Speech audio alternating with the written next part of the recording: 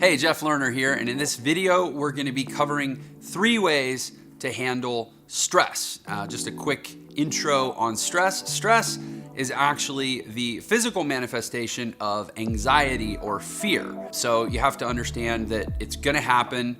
You're never gonna not have anxiety or fear in your life. It comes from the amygdala. It's a part of the brain that's a lot more in control of you than maybe your conscious brain, and it goes back for tens of thousands of years, and that was the part of the brain that kept you alive back when we had to worry about things like being eaten by a bear. So you're never gonna outsmart it, but stress is how it shows up in the body. So the key is not trying to outthink anxiety or outthink fear. It's to know how to manage stress so that when it comes on, it doesn't throw you off your game. It doesn't, knock you off of what you're trying to do. Now, there's really 2 fundamental approaches to handling stress, and this video is gonna be about the latter. But I'll start with the former, and the former is more preventative stress. It's getting ready now, or it's preventative care for stress that's gonna happen later when something agitates you or you become fearful or anxious. And it's getting ready now, right? It's things like diet, exercise, hydration, sleep, good habits, consuming positive information so that your mind and your subconscious are well equipped to deal with anything negative that comes. But that's a different video. That's not this video. This video is about is I wish I'd been more ready, but I'm not. I'm feeling stressed now. I'm being flooded with the chemicals. This video is about what to do when that happens, so you can quickly move through it and get back to doing what you need to do. And I'll share with you that these 3 simple methods are things that I do whenever either before I do videos like this or before I speak, because even though I've done this probably a couple thousand times at this point, I still get stress and anxiety and biochemical flooding when I do this stuff. And so this is how I deal with that stress, and I know that it can help you deal with yours.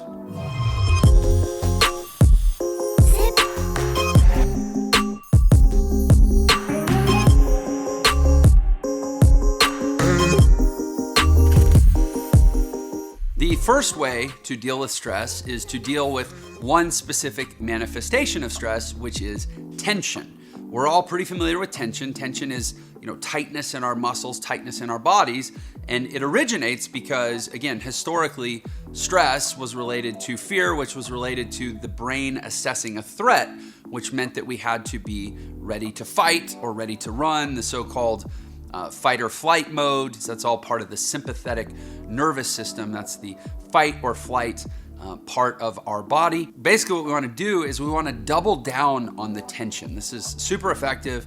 And the way I think about it, literally you can do the whole thing once you get pretty facile with it. You can do this whole thing in about 2 minutes.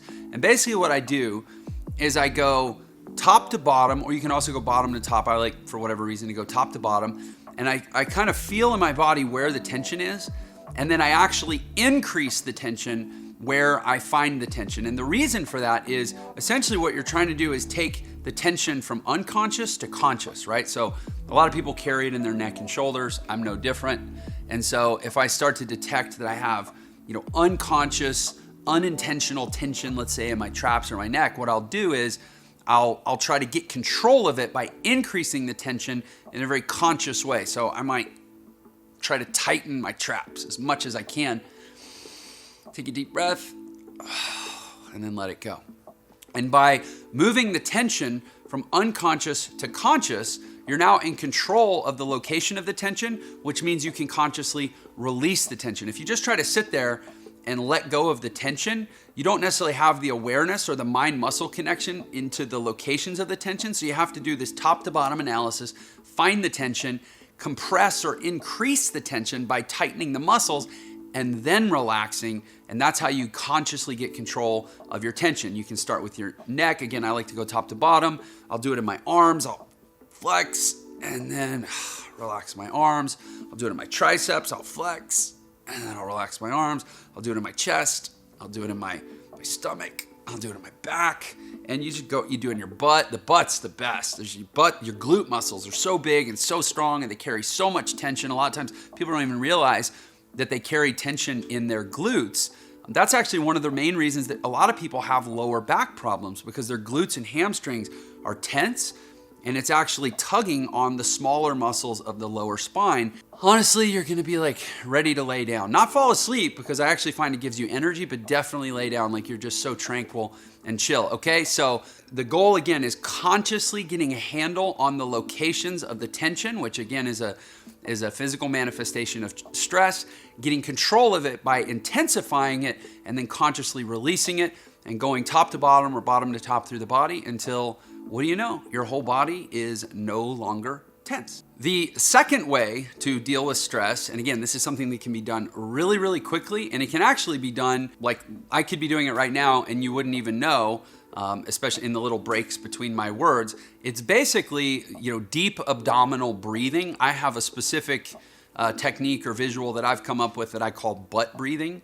It's just my kind of goofy little way of thinking about it. But essentially, it's about getting the lower abdomen engaged in your breathing process. And one of the downsides, let's say, of our kind of superficial, cosmetically sensitive culture is that a lot of people walk around very conscious, insecure about their waistline, about their belly, right? Like most people don't want to, have this big, pregnant looking belly, right? So when we breathe, a lot of us kind of get used to like a more of a shallow breath. And it's not just because of body consciousness. There's a number of reasons, part of which is just that it's kind of a lazier way to breathe, to like breathe up here, right? Lift our shoulders, engage our chest. But the reality is breathing, if you understand the anatomy of how breathing works, you have your diaphragm, which is a sheet of muscle that runs horizontally. It runs parallel to the floor at the bottom of your lungs, kind of even with your lower ribs. And when you breathe, all that happens is your diaphragm moves down. Your diaphragm moves down and it creates a vacuum pressure that pulls air into your lungs and the sacs in your lungs fill. So the idea that breathing involves anything up here is actually nonsensical, right? Like doing that doesn't help me breathe. So then doing that while I'm breathing is just unnecessary tension, bad use of energy. And what it does is it actually keeps you from drawing in as much air as you could. So the way I like to think about it, I actually picture that I have nostrils in my butt cheeks, like big holes, like this big, one in the middle of each of my butt cheeks. And when I breathe, again, it's just a mental image. Clearly, I'm not breathing in through my butt, but I picture the air coming in through my butt cheeks. And when you think about that, then mentally you think about filling your torso up with air from the bottom up rather than the top down. Obviously, the air is coming in at the top of your mouth, but you think about mentally, you hold an image of breathing through your butt and filling the air up like pouring water into a keg where it fills from the bottom and it raises, right? So when you do that, you'll find that your belly is really expanding. And in fact, a lot of opera singers actually do this because clearly when you're singing on stage and you need to be loud and you need to project and you need to hold long notes, you need as much breath control as possible, right? So what some opera singers will do is they will actually tie a cinch around their lower abdomen, like where their belly button is, and they'll tighten it and tighten it and tighten it to the point where they literally cannot relax their abdominals or else it'll hurt. It'll make them double over. And then it forces them to keep a tension in their lower abdomen, literally to be pushing out against the compression. And then when they do that, what they're doing mentally is they're creating this image of a reservoir down here so that when they breathe, look, like if you're breathing the right way, your chest, your shoulders, they don't even need to move. Because what happens is your diaphragm pulls down. And when your diaphragm pulls down, it compresses the viscera, the organs in your lower abdomen. And so as long as you're allowing your abdomen to expand, the viscera can be pushed out, which makes room for the diaphragm to go down, which allows the air to draw fully into your lungs. But it has nothing to do with your shoulders or your chest muscles, right? So again, you can't see it, but as I'm doing it, I'm picturing pulling air in through my butt cheeks. And I don't know where the camera's cutting off right now, but if you could see my lower abdomen, you would see that it is pooching out a lot. And admittedly, this is not how most people want to walk around because they think, oh, it makes me look fat or whatever. But the reality is, if you're dealing with stress and you're trying to accomplish something and stress is interfering, you need a super quick fix. And this, like 5-10 butt breaths, as I call them, where you're really pulling the air in, filling from the bottom up and expanding the abdominal wall will change the game. I do this every time before I go on stage to speak. I do it in the middle of presentations. Sometimes I'll be talking and I'll say, say, so that is why you oil your flux capacitor twice a week. You guys feel me? And then I'll take a quick butt breath. Oh, it changes your whole state of your body, okay? So that's it. It's controlling stress through abdominal breathing, or what I call butt breathing. The third way to quickly and effectively deal with stress in the body is one of the simplest exercises you could possibly do. So simple that most people wouldn't even consider it an exercise, and it's simply bending sideways. And there's a lot of physiological reasons why this is so powerful, but basically if you just extend the arm and bend, it elongates literally everything from your hand all the way into your legs. And the thing is, most human movement is front to back, right? We don't often do a lot of things that engage our lateral support structures. And so doing some side bends can help wake up parts of the body that are functionally dormant for the most part.